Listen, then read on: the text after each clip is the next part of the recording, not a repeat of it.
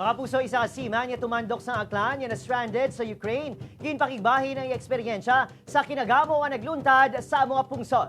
Yaring balitang itutukan ni John Sala. Tubtob sa bungalos hindi pa makapating 30 anyos nga seaman nga si Richmond sa inagyan sa konflikto sa tunga sang pungsod Russia kag Ukraine. Literal nga nabutang sa ital-ital ang ila kabuhi isang mga kaupod sini. Hindi na bago kay Richmond nga tumandok sang Lezo Aklan nga magkaruta sa pungsod Ukraine halin sang nangin seaman ini sang tuig 2015. Sino sa iya makapila ka beses na ini nga nagkadto sa nasambit nga pungsod antes ang gyera.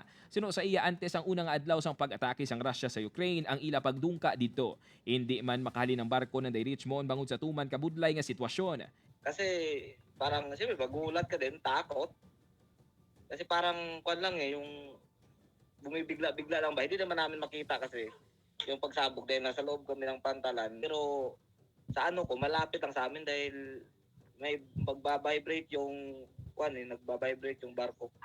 Nagdugang pa sa ila kakulba ang balita nga pila ka mga barko ang ginpalupok na sang Russia kag nagakabala ka sila nga basi sila man ang masunod. Sa pangadlaw-adlaw na stranded ang ila barko dito mabatian nilang mga lupok sang bomba kag missiles. Sa piyak sini, isa lang ang nagapabakod sa iya nga hindi madulaan sa paglaom nga makapauli sa Pilipinas. Pamilya na lang talaga, sir. Kinakabahan na parang iniisip mo na baka hindi ka na rin makabalik dahil may mga tinitira nga ng barko. Bangod sa budig sang ila agency, subong man ang wala untat nila ang pagpangamuyo kag hugot nga pagtuo. Nakapauli sa Pilipinas sang Marso 14 sa Richmond kag sang Marso 15 naman sang nakapauli ini sa Lezo Aklan. Nagalaom ini lakip ng kasubong sini nga mga seaman nga dalayon na nga mauntat ang away sa tunga sang duwa ka pungsod. Balita alin sa banwa sang Lezo Aklan, John Sala, One Western Visayas.